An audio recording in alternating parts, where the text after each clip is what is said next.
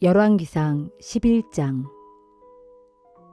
솔로몬 왕은 바로의 딸 외에도 모압 사람, 암몬 사람, 에돔 사람, 시돈 사람, 헷 사람 등 많은 이방 여자들을 사랑했다. 일찍이 주께서는 다른 민족들을 두고 이스라엘 백성에게 경고했었다. 너희는 다른 민족들과 결혼해서는 안 된다. 그들이 너희를 꾀어 자기들의 신들을 섬기게 할 것이기 때문이다. 그런데도 솔로몬은 이방 여자들과 사랑에 빠진 것이다. 솔로몬이 왕비로 맞은 여자가 700명이요. 그 밖에도 첩이 300명이나 되었다. 이런 이방 여인들이 솔로몬의 마음을 빗나가게 했다. 솔로몬이 늙자 이방 여인들은 솔로몬의 마음을 다른 신들에게로 기울어지게 했다. 솔로몬은 이제 자기 아버지 다윗과는 달리 주를 온전히 섬기지 않았다. 그리하여 솔로몬은 시돈 사람들이 섬기는 아스다롯 여신과 암몬 사람들이 섬기는 밀곰을 섬기게 되었다. 솔로몬은 주의 마음에 거슬리는 일을 저지르고 아버지 다윗과는 달리 주를 섬기는 마음이 온전하지 못했다. 솔로몬은 또 모압 사람들의 우상 그모스와 암몬 사람들의 우상 몰렉을 섬기기 위해 예루살렘 동쪽의 산 위에다 산당까지 지었다. 그리고는 이방의 아내들이 하자는 대로 그들의 신들에게 분향도 하고 제물도 바쳤다. 솔로몬이 이스라엘의 하나님 주께로부터 마음이 떠나자 주께서 솔로몬에게 진노하셨다. 주께서는 솔로몬에게 2번씩이나 나타나셔서 다른 이방 신들을 섬기지 말라고 경고하셨다. 그러나 솔로몬은 주의 경고를 따르지 않았다. 마침내 주께서 솔로몬에게 선포하셨다. 너는 나와 맺은 언약을 깨뜨리고 나의 명령에 따르지 않았다. 그러므로 나는 네 왕국을 분열시켜 너의 신하에게 넘겨줄 것이다. 네 아버지 다윗을 생각해서 내 생전에는 그렇게 하지 않겠지만 내 아들 대에는 나라를 둘로 갈라놓을 것이다. 하지만 나라 전체를 다 빼앗지는 않을 것이다. 나의 종 다윗을 위해 그리고 내가 선택한 예루살렘을 위해 오직 한 지파만은 남겨서 네 아들에게 줄 것이다. 주께서 에돔 사람 하닷으로 하여금 솔로몬을 거슬러 일어나게 하셨다. 그는 본래 에돔의 왕손이었다. 일찍이 다윗이 에돔을 정복했을 때 군사령관 요압은 죽은 부하들의 시체를 묻어주기 위해 에돔으로 간 적이 있었는데 그때 요압은 에돔의 남자들을 다 쳐서 죽였다. 즉 요압과 그의 부하들은 에돔 땅에 6개월 동안 머물면서 에돔 남자들을 모조리 쳐 죽였던 것이다. 그러나 당시 어린 소년이었던 하닷은 자기 아버지를 섬기던 신하 몇 사람을 데리고 이집트로 피신했다. 그들은 미디안을 떠나 바란으로 갔고 그곳에서 원주민들 몇 사람을 데리고 이집트의 파라오에게로 갔다. 그때 바로는 하닷에게 집과 땅과 식량을 제공해 주었다. 그리고 파라오는 하닷을 총애하여 자기 아내인 다브네스의 여동생을 그에게 아내로 주었다. 다브네스의 여동생은 하닷에게 그누밧이라는 아들을 낳아주었는데 다브네스는 그누밧을 이집트 왕궁으로 데려가서 왕자들과 함께 키웠다. 그 뒤에 하닷은 다윗과 그의 군사령관 요압이 죽었다는 소식을 듣고 파라오에게 간청했다. 제가 고국으로 돌아갈 수 있도록 허락해 주십시오. 그러나 파라오는 선뜻 허락하지 않았다. 여기서 부족한 것이 무엇이 있다고 그대는 고국으로 돌아가고 싶어 하느냐? 그러나 하닷은 굽히지 않았다. 이곳에서 부족한 것은 아무것도 없습니다. 하지만 고국으로 돌아가고 싶습니다. 제발 절 보내주십시오. 주께서는 솔로몬에게 대적할 또 한 사람을 일으키셨다. 그는 엘리아다의 아들 르손으로서 소바 왕 하닷 에셀을 섬기다가 도망친 자였다. 일전에 다윗이 소발을 쳐서 하다데셀의 군대를 무너뜨리자 르손은 패잔병들을 모아 그 무리의 두목이 되었다. 그 뒤 르손은 다메섹으로 들어가 그곳을 지배했다. 이리하여 르손은 솔로몬이 살아있는 동안 하닷과 함께 내내 그의 대적이 되었다. 르손은 수리아의 왕이 되어 이스라엘을 계속해서 괴롭혔다. 느밧의 아들 여로보암도 솔로몬 왕에게 반기를 들었다.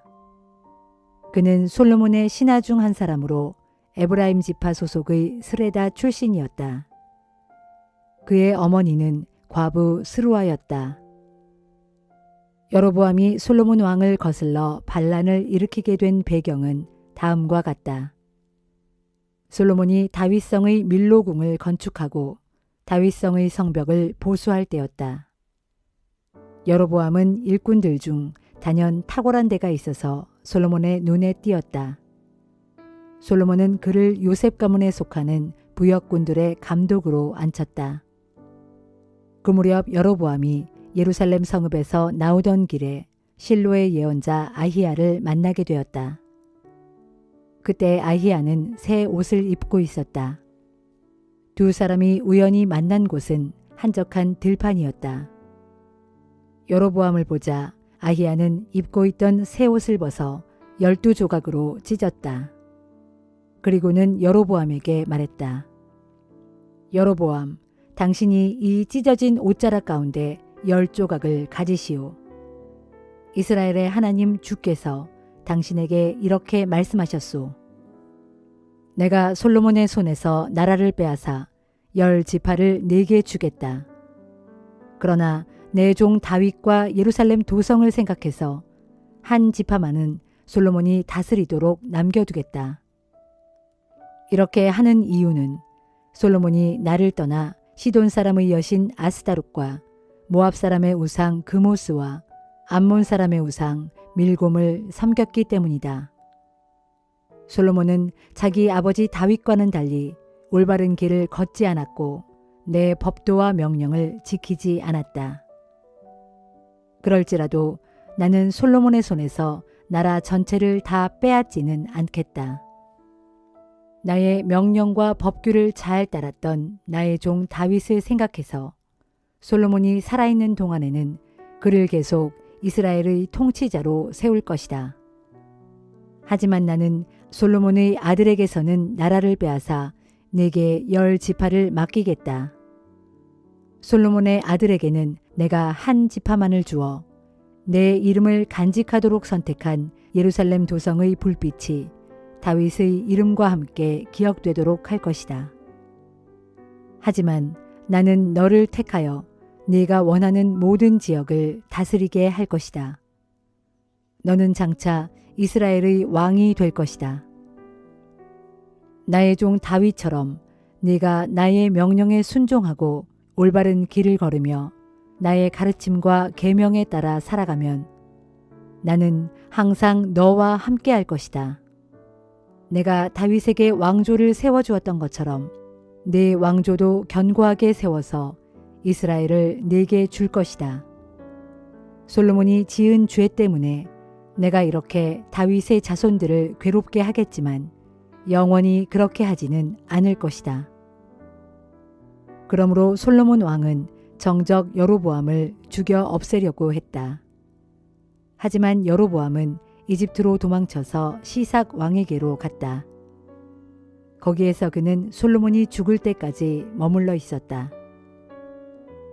솔로몬 왕의 통치 기간에 생긴 다른 사건들과 또 그가 보여준 놀라운 지혜에 관한 이야기는 솔로몬 연대기에 모두 기록되어 있다. 솔로몬은 40년 동안 예루살렘에서 온 이스라엘을 다스렸다. 솔로몬이 죽자 그는 다윗성에서 선조들과 함께 묻혔다. 그리고 그의 아들 르호보암이 그의 뒤를 이어 이스라엘의 왕이 되었다.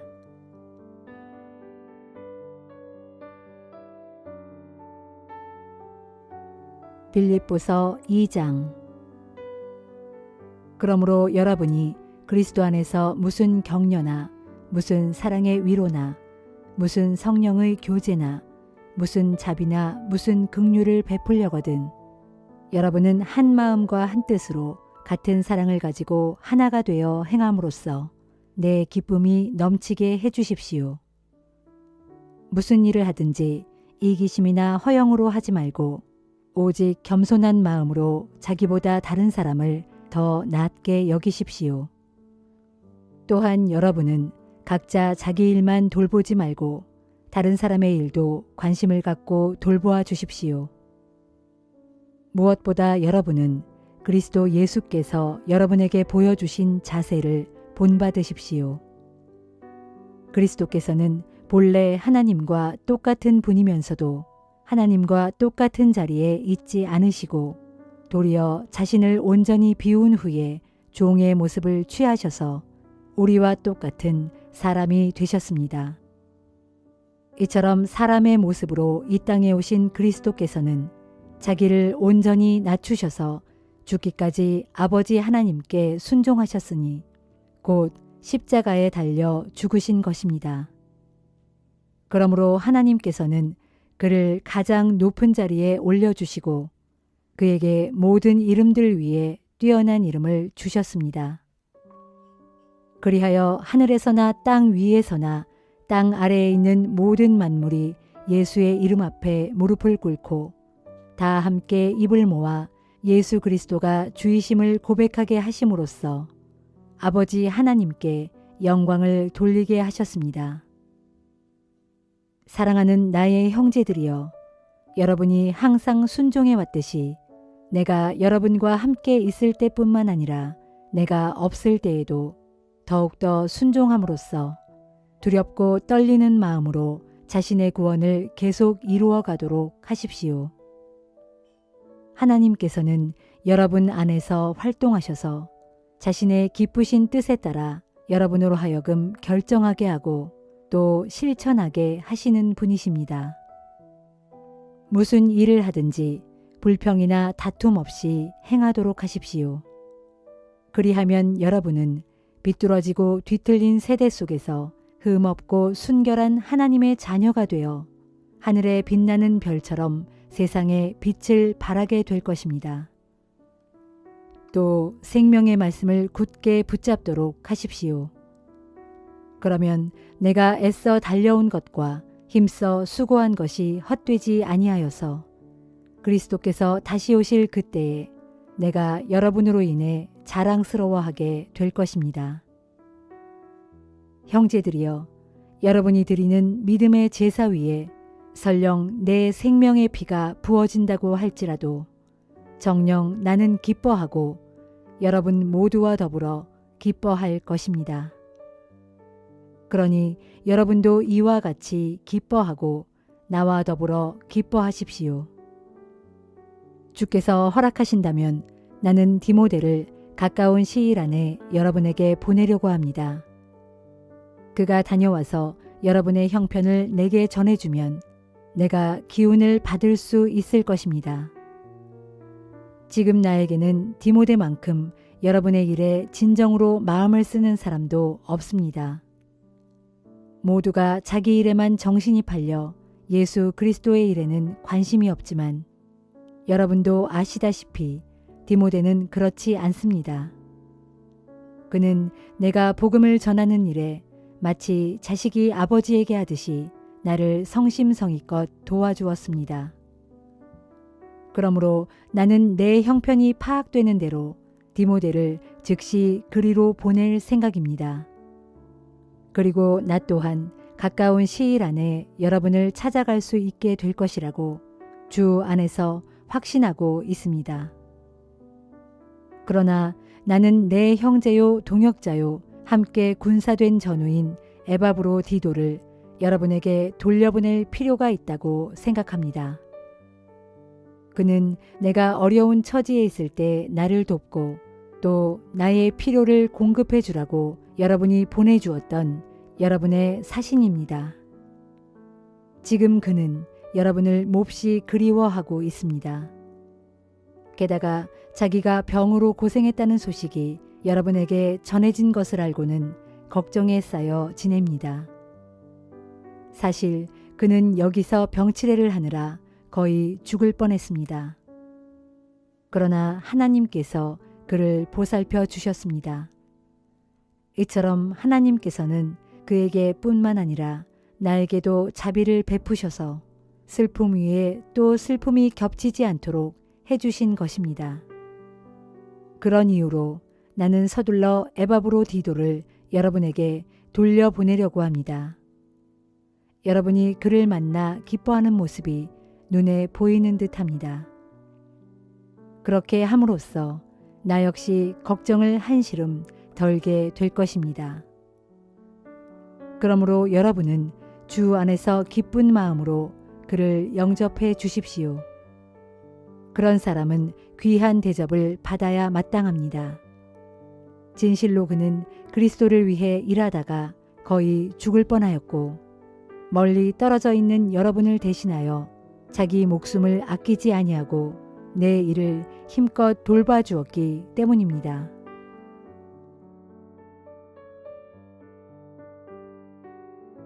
에스겔 41장. 그 사람이 또 나를 데리고 성전 본당의 성소로 들어가서 문간 입구에 벽기둥을 쟀다. 문간 좌우에 튀어나온 그 벽기둥의 두께는 좌우 양쪽이 똑같았는데 이쪽이 6규빗이고 저쪽도 6규빗이었다. 그리고 문간 통로의 너비는 10규빗이었고 문간 통로 옆에 벽 너비는 좌우 양쪽이 똑같이 각각 5규빗이었다. 그가 또 성전 본당의 성소 크기를 재니 그 길이가 40규빗이고 그 너비가 20규빗이었다. 그 사람이 또 성소 안쪽에 지성소로 들어가서 문간 좌우에 튀어나온 벽기둥을 재니 그 두께가 2규빗이었다. 그리고 문간 통로의 너비는 6규빗이었고 그 벽의 너비는 양쪽 모두 똑같이 7규빗이었다. 그 사람이 지성소 내부를 재니 그 전체의 크기는 길이와 너비가 똑같이 각각 20규빗이었다. 그때 나를 안내하던 그 사람이 내게 말했다.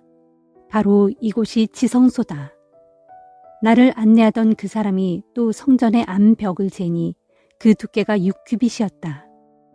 그리고 성전 건물의 삼면에는 빙 돌아가며 작은 골방들이 있었는데 그 너비는 모든 방들이 똑같이 각각 4규빗씩이었다. 이 작은 골방들은 방 위에 방이 있는 구조로 모두 3층을 이루고 있었는데 각 층마다 작은 골방들이 30개씩 있었다.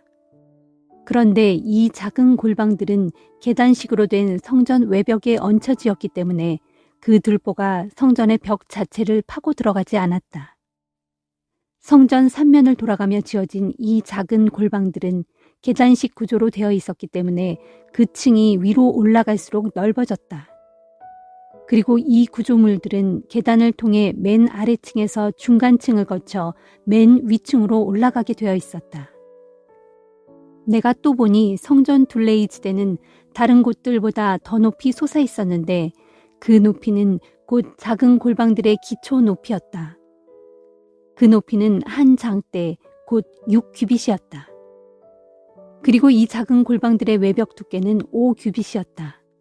또 작은 골방들의 바깥에는 빈터가 있었는데 이 빈터는 성전 3면을 빙 둘러있는 뜰로서 그 너비는 20규빗이었다. 이 작은 골방 건물의 출입문들은 이 빈터 곧 뜰을 향해 나 있었는데 하나는 북쪽 방향으로 나 있었고 다른 하나는 남쪽 방향으로 나 있었다. 그리고 그 출입문 주변에 둘러있는 뜰의 너비는 5규빗이었다. 또 성전 본당의 서쪽 뜰 뒤에 건물이 하나 있는데 그 너비는 70규빗이고 그 길이는 90규빗이며 그 건물 사면의 벽 두께는 5규빗이었다. 나를 안내하던 그 사람이 이번에는 성전 본당의 전체 크기를 재었다. 성전 본당의 너비는 100규빗이었고 또 서쪽 뜰과 거기 있는 별관 건물과 그 건물의 벽을 모두 포함하여 그 길이가 또한 100규빗이었다. 성전 본당의 너비도 남쪽과 북쪽의 뜰을 포함하여 그 너비가 100규빗이고 또 성전 본당 앞에서 동쪽으로 향하고 있는 뜰, 곧 번제단이 놓여있는 뜰의 너비도 100규빗이었다. 또 그 사람이 성전 본당의 뒷뜰에 있는 별관 건물을 그 좌우편의 벽까지 포함하여 재보니 그 너비도 100규빗이었다. 성전 본당의 지성소와 성소와 현관의 구조물 전체, 그리고 그것에 딸린 건물인 성전 3면으로 빙 둘러있는 작은 골방들의 안쪽 벽면 모두는 채광을 위한 창문, 곧 닫힌 창들을 제외하고는 바닥에서부터 천장에 이르기까지 모두 널판이 입혀져 있었다. 현관의 문간 통로 위쪽과 성전 본당의 내전인 지성소와 외전인 성소의 사면 벽도 다 널판으로 입혀져 있었는데 그 사람이 재어본 치수 그대로 입혀져 있었다. 또 입혀진 널판들에는 그룹과 종려나무 형상이 새겨져 있었는데 두 그룹 사이에 종려나무가 하나씩 새겨져 있었고 각각의 그룹마다 2개의 얼굴을 가지고 있었다. 하나의 얼굴은 사람의 얼굴이었는데 이쪽 편에 있는 종려나무를 바라보고 있었고 다른 하나의 얼굴은 사자의 얼굴이었는데 저쪽 편에 있는 종려나무를 바라보고 있었다. 성전 본당 내부의 사면벽 전체가 이런 그림으로 장식되어 있었다. 성전 본당의 바닥에서 문간 통로의 윗부분에 이르기까지 성전 본당의 모든 내부 벽에 그룹들과 종려나무들이 새겨져 있었다. 성소 출입구의 좌우 문기둥 모양은 네모졌고 지성소 출입구의 좌우 문기둥 모양도 역시 네모졌다. 그리고 지성소 앞, 곧 성소의 중앙에는 나무 제단이 놓여 있었는데 그 높이가 3규빗이고 그 길이가 2규빗이었다. 이 제단은 그 모서리와 밑바닥과 옆면이 다 나무로 만들어졌다. 이때 나를 안내하던 그 사람이 내게 말했다. 이 제단은 주님 앞에 있는 상이다. 성전 본당의 지성소와 성소에는 각각 문이 있었다. 그리고 각 문마다 좌우로 문짝이 2개씩 있었는데 각 문짝에는 아래 위로 2개의 돌적이가 붙어 있었다. 지성소와 성소에 있는 이 4개의 문짝에는 사면벽과 마찬가지로 그룹과 종려나무가 새겨져 있었는데 성전 본당의 현관 앞에는 나무로 만든 디딤판이 있었다. 또 성전 본당 현관의 양쪽 벽에는 곳곳에 붙박이 창문이 나 있었고 그 덧댄 널판 위에는 종려나무 그림이 새겨져 있었다. 성전 본당의 작은 골방들과 나무 디딤판도 역시 그러하였다.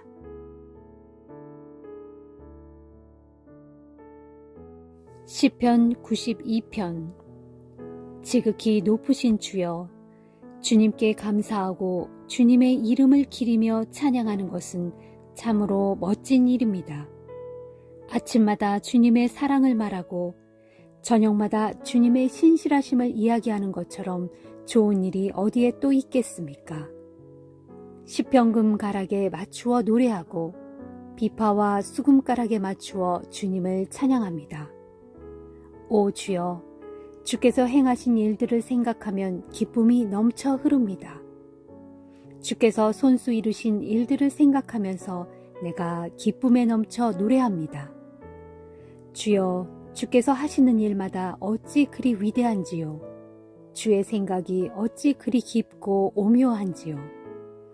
그러나 어리석은 사람들은 이것을 알지 못하고 미련한 사람들은 그것을 깨닫지 못합니다. 악인들이 잡초처럼 무성하게 돋아나고 사악한 자들이 활짝 핀 꽃처럼 크게 번성할지라도 결국 그들은 영영 멸망하고 말 것입니다. 하지만 주여, 오직 주님은 영원토록 높임을 받으실 것입니다. 오 주여, 주님의 저 원수들, 주님의 저 대적들은 깊이 잃고 멸망하고 말 것입니다. 악을 행하는 자들은 모두 산산이 흩어지고 말 것입니다. 그러나 주께서는 내 뿔을 들소의 뿔처럼 높이시고 좋은 기름을 내게 흠뻑 부어주셨습니다. 나를 거슬러 대적하던 자들이 고꾸라지는 것을 내 두 눈으로 분명히 보았고 나를 해치려던 사악한 원수들이 패하여 도망치는 소리를 내 두 귀로 똑똑히 들었습니다. 의로운 자들은 종려나무처럼 무성하게 우거질 것이고 레바논의 백향목처럼 높게 치솟을 것입니다.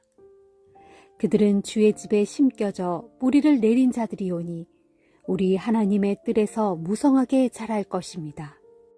그들은 늙어서도 여전히 열매를 풍성히 맺고 진액이 넘쳐 언제나 푸르고 싱싱할 것입니다. 그리하여 그들은 이렇게 외칠 것입니다. 주님은 진실로 올곧은 분이시다. 주님은 나의 반석이시니 그분에게는 한 점 허물도 없도다. 시편 93편. 주께서는 세상을 다스리는 왕이시니 위엄의 옷을 입으시고 권능의 띠를 매셨도다. 주께서 다스리시는 세상은 든든하여 흔들리지 않도다. 주여, 주님의 보좌는 먼 옛날부터 아주 견고하였고 주께서는 영원 전부터 계셨습니다. 주여, 바다가 소리를 높이고 높여 미친 듯이 날뛰고 있습니다. 으르렁대며 큰 물결을 일으키고 있습니다.